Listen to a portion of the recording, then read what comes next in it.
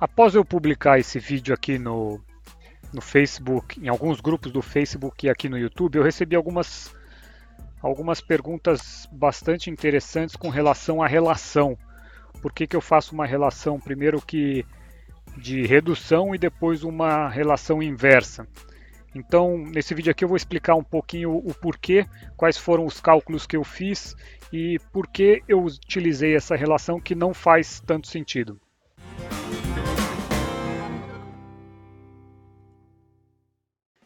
Então, essas aqui são as perguntas. A primeira pergunta é do Luiz Amaral. Boas, tem um pormenor nessa aplicação que não é muito viável ou lógica em mecânica. Você está 100% correto, Luiz Amaral. Não faz sentido, não tem lógica. Eu vou explicar o porquê que eu fiz algo aqui que não tem lógica. Aí ele continua explicando aqui, o pinhão motor, é capaz de ter 10 dentes, correto? Não sei se eu não lembro se eu expliquei ou será que ele contou que tem 10 dentes. Ele acertou. E a cremalheira secundária talvez 56 na trave. Acho que são 55 dentes na cremalheira aqui no secundário. Até aqui tudo ótimo, uma redução de rotação, tipo 5.6 para 1 e aumento de torque. Mas logo a seguir tem exatamente o oposto barra contrário, uma polia de 44 dentes para 32 na roda. Aqui, se eu não me engano, eu não estou com eles aqui e eu não estou com as minhas anotações também aqui. Se eu não me engano, aquele que vai no eixo, a polia que vai no eixo tem 60 dentes. Eu acho que era 48, eu troquei para 60, alguma coisa assim. Eu acho que ficou em 60. E a da roda, 32 na trave de novo. A da roda, eu me lembro que tem 30 dentes. E o que corresponde a aumentar a rotação e, por consequência, diminuir o torque. Então, resumindo, a pergunta do Luiz Amaral faz total sentido. Por que primeiro você reduz a rotação e depois você aumenta a rotação de novo? A resposta, Luiz, é porque a coroa e o pinhão eu já tinha. O coroa e o pinhão já vieram junto com esse motor. Esse motor eu tirei ele de um patinete elétrico que estava condenado. E, inclusive, o pinhão ali no motor, ele é soldado naquele eixo. Se eu for tirar aquele pinhão de lá, vai ser uma dor de cabeça. Então, e a cremalheira ali do secundário, né, o de 55 dentes, é o que veio com ele também. Então eu já tinha isso. E a minha ideia era fazer o seguinte, era fazer a relação ali das polias e das correntes. Quer ver? Deixa eu mostrar para você aqui. Isso aqui. Então a minha ideia inicial era fazer a redução normal entre o pinhão e a coroa, né? E depois a correia ser 1 para 1.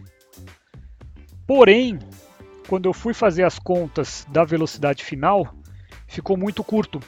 Então eu precisei alongar de novo. Então primeiro eu reduzo e depois eu aumento. Então aqui isso aqui foi algumas contas aí que eu fiz durante o processo, né? Então eu fiz bastante conta aqui na questão, tá vendo? Eu peguei bastante informação, tamanho de polia, para realmente ter um melhor embasamento. Agora, com relação à pergunta aqui do Laércio Henrique, ele diz, ficou bem bolado o sistema de tração, conseguiu tração nas duas rodas, a roda dentada do motor e a roda dentada de tração tem diferença de tamanho bastante acentuada, está usando um motor de baixo torque, quais são as características do motor?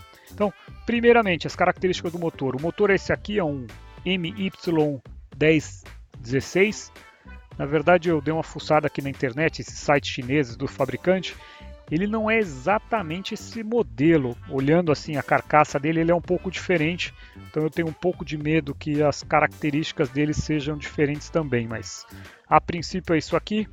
Então ele é um motor de 300 watts que trabalha tanto em 24 como 36 volts.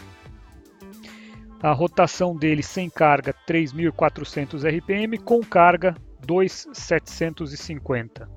E o torque dele aí na faixa de 1 Newton por metro. Tá? Então, tem um pouco de dúvida com relação à especificação desse motor. achei inclusive aqui o site do fabricante, mas eu não achei um motor exatamente, apesar de ser o mesmo código, a carcaça dele é um pouco diferente. Então tem um pouco de dúvida aí com relação à especificação do motor, mas ele é um motor que foi feito para isso. A aplicação dele é justamente patinete ou pequenas motos elétricas ou pequenas bicicletas elétricas.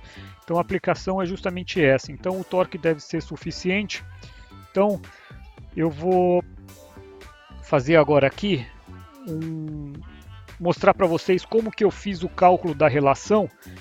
Então já aí que seria uma resposta já incluindo as duas perguntas. Então essa é a planilha que eu utilizei. Então eu incluí aqui o tamanho do pinhão e da coroa e a rotação do motor. Isso aqui me deu uma relação de 5,5 para 1, ou seja, a rotação vai cair de 2.750 para 500 RPM ali na coroa e, por consequência, no eixo. Só que quando eu fiz eu cheguei então aqui nessa velocidade de rotação do eixo, se eu transferisse essa velocidade de rotação do eixo para a roda, eu percebi que a velocidade final ia ficar muito baixa. Então eu tive que alterar e eu não tinha como alterar essa relação, porque essa coroa e pinhão eu já tinha ela. Então a única forma que eu tive é fazer o ao contrário, né? Então diminuir aquela redução que eu já tinha feito. Para isso eu optei por uma polia de 60 dentes. Então eu fiz uma redução aqui de meio para 1, né, que seria um alongamento. Então a rotação que no eixo estava em 500 RPM, na roda vai estar em 1000 RPM, enquanto no motor tiver a 2.750. A roda que eu estou usando agora é uma de 77 mm. Então a roda de 77 mm a 1000 RPM, eu fiz aqui as contas, vai me dar 29 km por hora de velocidade final. A roda que eu quero colocar é uma de 100 mm, é um pouco maior, absorver melhor as irregularidades do solo. Eu vou atingir uma velocidade final de 37,7 km por hora. Então, não calculei o torque, fiz muito voltado aqui para o cálculo da velocidade final, considerando e acreditando que o torque vai ser mais que suficiente. Então, esse não é o meu projeto final, tá? Eu pretendo, não faz sentido aqui eu usar correia dentada e polia e aqui utilizar pinhão, coroa e corrente. A minha ideia é mudar tudo depois para polia e correia dentada, justamente para ficar um sistema mais silencioso e ficar uma coisa não tão gambiarrada, né? Ficar tudo com um tipo de sistema de transmissão só. E aí eu vou poder escolher as minhas relações de forma a não fazer essa troca aqui sem sentido. Beleza? Espero ter explicado os motivos aqui dessa relação louca que eu fiz. E se quer saber mais sobre o projeto, dá uma olhada ali no canal do YouTube, onde tem já diversos vídeos sobre o projeto, sobre a parte eletrônica, a parte do controle sem fio que eu estou fazendo, a parte do controle do motor baseado em Arduino que eu estou fazendo, a parte de controle de aceleração para que o motor não fique muito agressivo, não me derrube de um skate, né? Diferente de um carro onde você pode ter uma aceleração rápida, no skate, se tiver uma aceleração rápida, o skate sai debaixo do meu pé, né? Então eu fiz ali no algoritmo do Arduino de forma que fica com uma curva tanto de aceleração quanto de frenagem mais suave. Tudo isso está lá nos vídeos do YouTube. Beleza? Abraço, gente. Até a próxima. Espero ter respondido aí. Tchau, tchau.